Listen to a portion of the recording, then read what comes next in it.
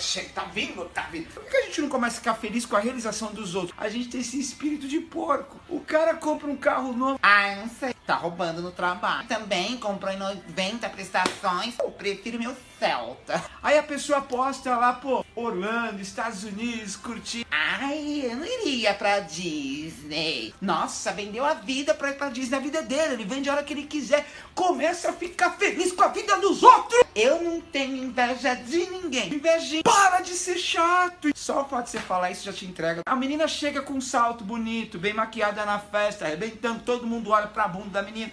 Ai, não usaria essa roupa, tá inadequada. Deixa o povo ser feliz. Para de ser invejoso. Vamos amar uns aos outros, assim como Deus nos amou. Porque a Bíblia diz, se você não pode amar o seu irmão que você vê, você não vai amar a Deus que você não vê. Chover? Foi pra Disney mesmo? Chover? Sério?